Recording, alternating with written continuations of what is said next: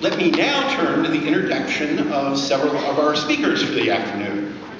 Today we award graduate master's degrees to 88 women and men. They include practicing lawyers, government officials, business executives, and academics who have literally come to Penn from around the globe. As your studies have enriched your careers, your presence has enriched all of us. It is now my pleasure to introduce the representative of the 2010 LM class, Felipe Capella, who comes from Brazil. Woohoo!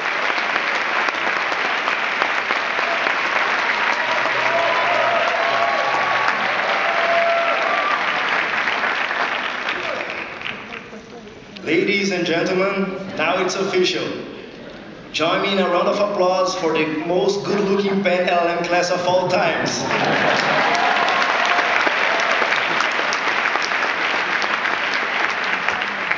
First of all, I would like to thank Matthew Parker for assembling this amazing LLM group. I would like to thank also Gary Clinton for bearing these LLM students along the year. And finally, Dean Fitz for not expelling any of us. Thank the class officers Sam Ring and Tony and the yearbook committee for their wonderful job. Vice President Joe Biden is in Philadelphia. His daughter is graduating and he couldn't even be coming here to this event right now. So if you have any Goldman Sachs executives, hide. And as a Brazilian, I want to warn my Latino friends that the Arizona Border Patrol is right outside the building, so take care. We are 88 students from 45 different countries. We came here seeking the best legal training in the world, but cutting-edge education has high costs. I've learned that even the sign language interpreter is making today $10,000.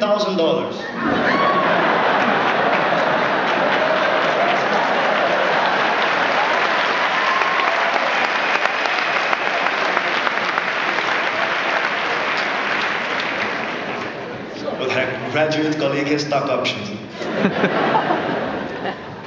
The LLM for some of us cost 456 million rupias. Apparently you could buy a small island in South Asia with that money. Others sold their cars, personal belongings, and a kidney to be able to come. Who needs 2 kidneys anyway, man? But Penn's top education was all worth it.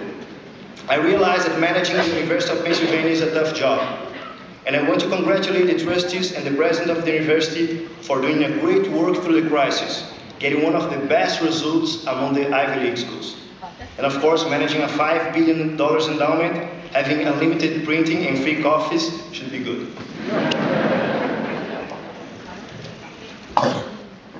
I guess that when you look at the speaker of this Penn Law graduation, you think he's the smartest, the most brilliant. I don't want to ruin your expectations, but I'm not. Having me here is so pointless as one praying for the Greek gods to help him with his credit card bills. But now I'm supposed to talk about this fantastic LLM class. Ladies and gentlemen, look at these faces. These are the smartest lawyers, professors, and judges in the world. I guarantee you that from this class, we will see someone becoming a president, a cover of the Time magazine, and several Facebook addicts. You must be very smart to get accepted here. These fantastic students have experienced the unique weather of Philadelphia. In the glacial winter, we prayed for global warming. In the melting summer, we worship the Day After Tomorrow movie. Because here, fall and spring don't exist in the law school calendar. We learned the rules of baseball, although the majority still thinks that Sammy Sosa is a Latin singer lady. We learned to respect Rocky Balboa. We learn about each other's religions, cultural differences, and we can now curse in several different languages. We have friends to visit and a sofa to stay in 45 countries. Okay, let's try North Korea. 44 countries.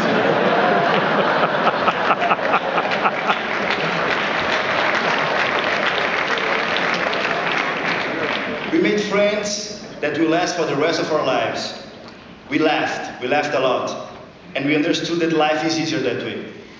We suffered with professional and personal problems. And we had more than 20 breakups of stable relationships in the LLM. Jerry Springer would be proud of us. All that just to learn how wonderful and supporting our new friends were. And the law. We cannot forget the law. We spent 1 year studying in one of the best universities in the world, and we are proud of it. Some people slept more in the video library than in their own apartments. We have learned that Smith against Van Gorken is not a part of Rocky V. Who doesn't remember the first classes of the Socratic method? We used to pray not to be the ones called upon. Pray not to hear our last names being spoken by the professors. But God constantly ignored us. And we learned that if your last name is Silva, you will always have to know the cases. But if your last name is Stepanio Glavinic, you don't need to read them at all.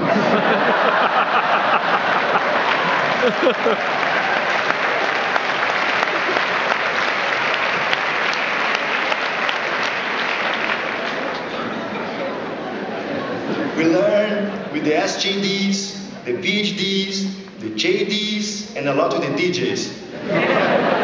We learn with the faculty, we learn with each other, we learn with ourselves. And now we are ready to either go back to our countries or stay in the US, return to our past jobs or risk ourselves in new ventures, continue our LLM flings or go back to our girlfriends and boyfriends. But we are ready. We are ready to do it all. Dear parents, be proud of your graduating sons and daughters. They are the elite.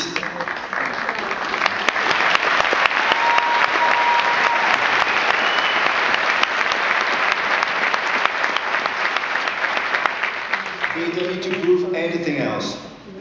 Dear LLM class of 2010, I'm very proud to be a part of it. And I know our hands will be always there to help and care, to wipe out each other's tears, and support and applaud each other's victories. Thank you for this amazing year.